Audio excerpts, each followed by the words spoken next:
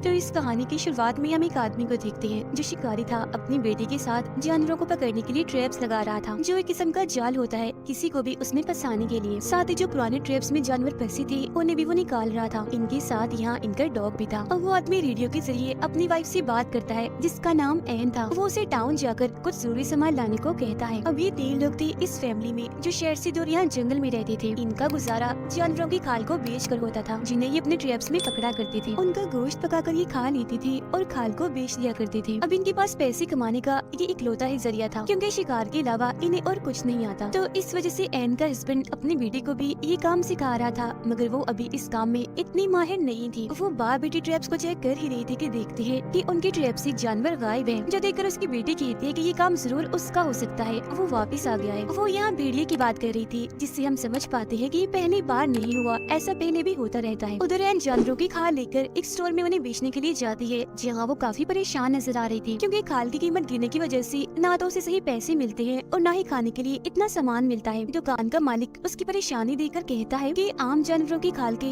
इतने ही पैसे होते हैं, अगर आपको ज्यादा पैसे चाहिए तो आपको भेड़िए की खाल लानी होगी। मगर फिर भी एन परेशानी थी ये सोचकर कि मैं भेड़िए की खाल कहाँ से लाऊं। वो वहाँ पर लगे पोस्टर्स को भी बड़ी गौर से देख रही थी जो किराए के घर के थे और अच्छी जॉब की। उसकी शक्ल देखने से लग रहा था कि वो घर भी लेना चाहती है और अच्छी जॉब भी करना चाहती है, मगर किसी वजह से नहीं कर सकती। उसे शिकार करना भी नहीं पसंद। वो भी यही चाहती है कि हम जंगल की बजाय टाउन में रहे और मैं अपनी बेटी को अच्छे स्कूल में भेज सकूं। मगर क्योंकि उनके पास इतने पैसे नहीं थे इसीलिए वो घर वापस आ जाती है। घर पर एन का हस्बैंड अपनी बेटी को खाना निकालना सिखा रहा था जबकि एन सबके लिए खाना बना रही थी। रात को खाने के वक्त भी सबका ही मूड खराब था क्योंकि पैसे ना होने की वजह से खाने को ठीक से कुछ था ही नहीं। और जब एन की बेटी ये बताती है कि हमारा शिकार किया जानवर भेड़िया ले गया तो ये सुनकर एन को अपने हस्बैंड पर काफी गुस्सा आने लगता है क्योंकि उसने एन को ये बात नहीं बताई थी। वो अपने हस्बैंड को कहती है कि इस भेड़िए का कुछ करे वरना हम भूखे मर जाएंगे। फिर अपनी बेटी को अंदर भेजकर एन दोबारा से अपने हस्बैंड से बहस करने लगती है। उसका हस्बैंड कहता है कि भेड़िए लड़कियों को शौक से खाना पसंद करते हैं तो जरूर वो तो या किसी लड़की को देखकर या फिर किसी जानवर को देखकर आया होगा। मगर एन कहती है कि मेरे हिसाब से वो हम लोगों हमारी फैमिली की वजह से यहाँ आया है। उसे पता है यहाँ पैसा फसाया शिकार मिल जाएगा और मेहनत भी नहीं करनी पड़ेगी। आगे वो कहती है कि मैं पुलिस स्टेशन जाकर उसकी रिपोर्ट करना चाहती हूँ, मगर उसका हस्बैंड मना कर देता है ये कहती हुए कि नहीं तुम फिक्र मत करो, कल सुबह मैं खुद ही उसे पकड़ लूंगा। मगर ये सिर्फ इकलौती टेंशन नहीं थी। एन उसे वही एड का पोस्टर दिखाते हुए कहती है कि ऐसे कब तक गुजारा चलेगा। मैं ऐसा करती हूँ किसी अच्छी सी जगह पर जॉब करके पैसे कमा लेती हूँ, फिर हमारा अच्छा गुजारा हो जाएगा। मगर उसका हस्बैंड मना कर देता है ये कहते हुए कि शिकार के अलावा हम कुछ नहीं कर सकते और हमें आता भी कुछ नहीं है। इसके बाद ये दोनों बाहर आ जाते हैं जहाँ भी एन अपने हस्बैंड को समझाने लगती है कि देखो आप अपनी बेटी के लिए कुछ नहीं सोच रहे, ये जिंदगी आपने चुनी है, आपकी वजह से मैंने चुनी है, मगर हमारी बेटी को कोई चॉइस नहीं मिली जिसे वो चुनती। वो जो करना चाहती है उसे करने दीजिए। उसे इस वक्त पढ़ाई की टेंशन होनी चाहिए न कि जानवरों की भेड़िए की। और यहाँ जंगल में कौन इंसान रहते हैं ये कोई समझदारी तो नहीं। मगर नाक समझाने के बाद भी उसके हस्बैंड को समझ नहीं आती। वो कहता है कि हम रहते हैं ना इधर ऐसे ही हमारी आगे आने वाली नस्ल भी रहेगी, मतलब कुछ भी हो जाए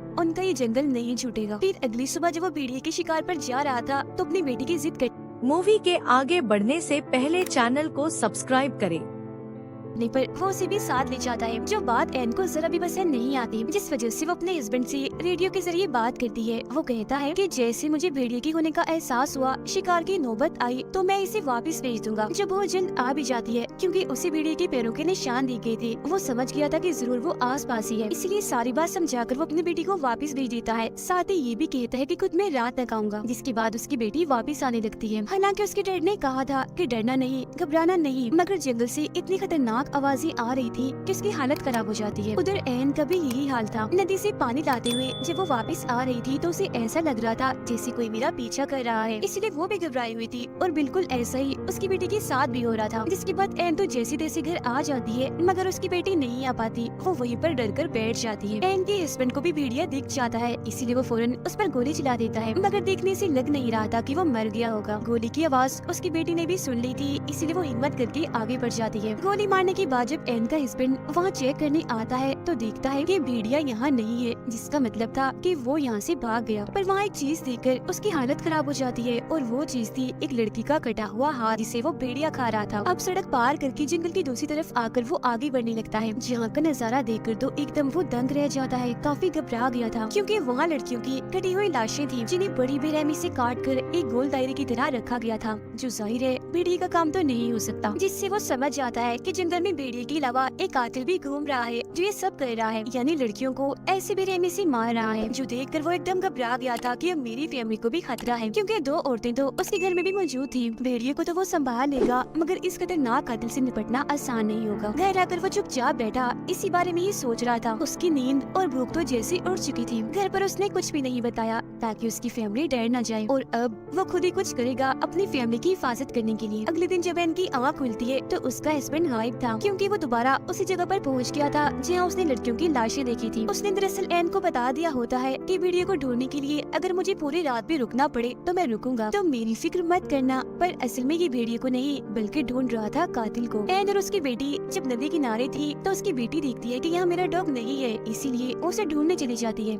मगर तभी उसके सामने वही भेड़िया आ जाता है जो इनकी तरफ बढ़ने लगता है। उसे देखकर एन जोर से चिल्लाने लगती है, क्योंकि उसके दिमाग में सबसे पहले यही आइडिया आया था, और उसका ये आइडिया कामयाब भी रहता है क्योंकि भेड़िया वहाँ से भाग गया था। और अब ये दोनों माँ बेटी बगैर टाइम ज़ाया किए फौरन अपने घर आ जाती हैं। पर क्योंकि उनका डॉग तो बाहर ही रह गया था, इसलिए एन गन लेकर उसे ढूंढने चाहती है। जहाँ उसे डॉग मिल तो जाता है मगर मरा हुआ, क्योंकि भेड़िए ने उसका भी काम तमाम कर दिया था, जिसकी मौत से एन को काफी दुख होता है। वो वापस आकर अपनी बेटी से झूठ बोल देती है कि अभी तो डॉग नहीं मिला, जब तुम्हारे डैड आ जाएंगे तो हम उसे ढूंढ लाएंगे। डॉग की मौत के बारे में उसने अपनी बेटी को इसलिए नहीं बताया होता ताकि वो डरे ना, उसे अपनी जिंदगी खतरे में ना लगे। तो अब यहाँ हमें बता दिया गया है कि इस मूवी का नाम हंटर हंटर क्यों है, क्योंकि दरअसल ये हंटर यानी शिकारी फैमिली 2 हंटर्स के बीच फंस गई है, जिन दोनों से ही इन्हें अपनी जान का खतरा है। एक तो है भेड़िया और दूसरा है वो कातिल। फिर अब ऐसी ही सुबह हो जाती है, मगर एन का हस्बैंड न खुद वापस आया और न ही उसका कोई फोन आया। दोनों माँ बेटी फिर अपने ट्रैप्स को चेक करने जाती है, जहाँ आज भी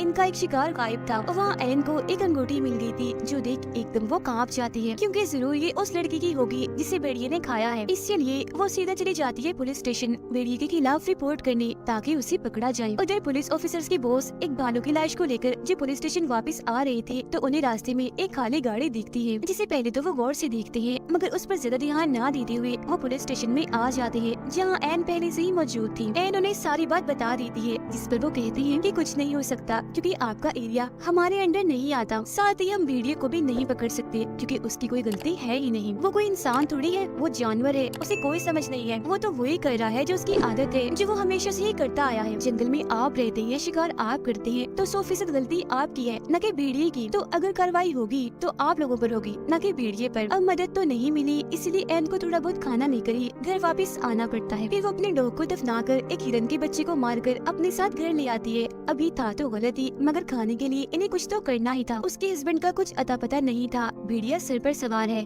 खाना खत्म हो रहा है, इसलिए अब जो भी करना था एन को करना था। एन फिर अपनी बेटी के साथ मिलकर हिरन की खाल को उतारती है, जिसके बाद ये दोनों उसे पकाकर खाने लगती है। जहाँ तभी अचानक रेडियो पर कुछ हलचल महसूस होती है। एन बोलती तो है, मगर आगे से साफ आवाज नहीं आती। फिर रात को जब ये दोनों माँ बेटी सो रही थी तो अचानक इनकी आँख खुल जाती है, क्योंकि जंगल से किसी के चिल्लाने की आवाज आ रही थी। जब ये चेक करने जाती है तो हम देखते हैं कि एन का हस्बैंड नहीं है, बल्कि ये कोई अनजान आदमी है जो काफी जख्मी था और मदद मांग रहा था। तब एन अपनी बेटी को वापस घर छोड़कर एक चीज पर उस आदमी को लिटाकर अपने घर ले आती है, क्योंकि भेड़िया उनके आसपास भी हो सकता है। चेक करने पर उस आदमी के पास एक रेडियो निकलता है, साथ ही उसकी टांग की हालत भी काफी खराब थी। अब ये रात भी ऐसे ही गुजर जाती है। अगली सुबह जब एन की बेटी उसके पास आती है तो अचानक उसकी आंख खुल जाने की वजह से वो काफी घबरा गई थी। फौरन अपनी मोम को बुला लेती है। उसकी मांगने पर एन उसे पानी पिलाती है और टांग के जख्म पर टांके भी लगा देती है। उसे देख एन की बेटी को अजीब लग रहा था, इसीलिए वो अपनी मोम से कहती है कि डैड ने कहा था कि कभी भी किसी अनजान आदमी पर भरोसा मत करना। ये सुन एन कहती है, देखो उसकी हालत, वो कितना जख्मी है, और अगर तुम्हारे डैड इधर होते तो वो भी इसकी मदद जरूर करते। उधर बॉस दोबारा से जब पुलिस स्टेशन आ रहा था तो उसे वो गाड़ी फिर से वहीं खड़ी हुई दिखती है, जिससे वो समझ गया था कि पिछले 2 दिन से ये गाड़ी इधर ही खड़ी है। वो अपनी गाड़ी से उतरकर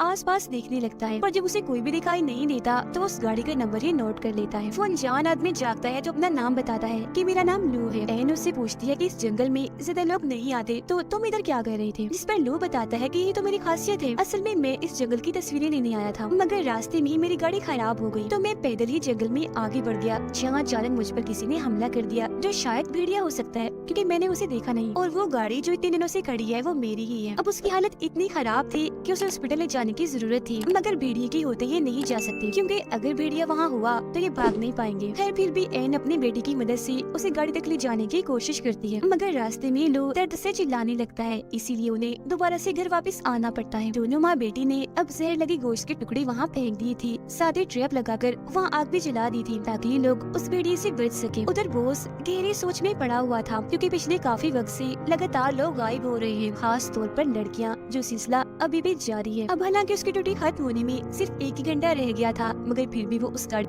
मूवी के आगे बढ़ने से पहले चैनल को सब्सक्राइब करें। को चेक करने जाता है, जो उसकी सबसे बड़ी गलती थी। वो निशानों का पीछे करती आगे बढ़ ही रहा था कि तभी उसका पैर एक ट्रैप में फंस जाता है। वो उसे छुड़ाने के लिए जैसे थोड़ा हिलता है तो हाथ भी फंस गया था, जिससे जाहिर है ये अब यहाँ फंस चुका है, कहीं भी नहीं जा सकता। और ये ट्रैप जरूर एन के हस्बैंड ने लगाए होंगे कातिल को पकड़ने के लिए, मगर ये बेचारा इसमें फंस गया। उधर गन लेकर एन पूरी तरह चौकन्ना खड़ी थी, मगर पूरी रात बीत जाने के बाद भी ना तो उसका हस्बैंड वापस आया और ना ही भेड़िया। पुलिस स्टेशन में जब एक ऑफिसर आती है तो वो उसकी वाइफ का वॉइस मैसेज सुनती है, जिसमें वो कह रही थी कि वो कल रात घर वापस नहीं आई। अब ये ऑफिसर रेडियो के जरिए उनसे बात करने की कोशिश करती है, मगर वो कोई जवाब नहीं देती, इसलिए अब वो भी उस जगह के लिए निकल जाती है। उधर एन को भी अपने हस्बैंड की फिक्र होने लगी थी, इसीलिए वो नक्शा लेकर अपने हस्बैंड को ढूंढने के लिए निकल जाती है। उसे एक ट्रैप में खरगोश फंसा मिलता है, इसे ना चाहते हुए भी इसे मारना ही पड़ता है। ऐसा करके वो काफी दुखी हो गई थी क्योंकि ये इसका काम नहीं था। अब तभी रेडियो में हलचल होने लगती है, इसीलिए वो दोबारा से आगे बढ़ने लगती है। जहाँ जाकर तो उसके होश ही उड़ जाते हैं क्योंकि वहाँ पड़ी थी उसके हस्बैंड की लाश। उसे ऐसी मरा हुआ देखकर वो काफी टूट जाती है और फूट फूट कर रोने लगती है। और अब जाकर उसे सारी बात समझ आती है, उसके हस्बैंड को भेड़िए ने नहीं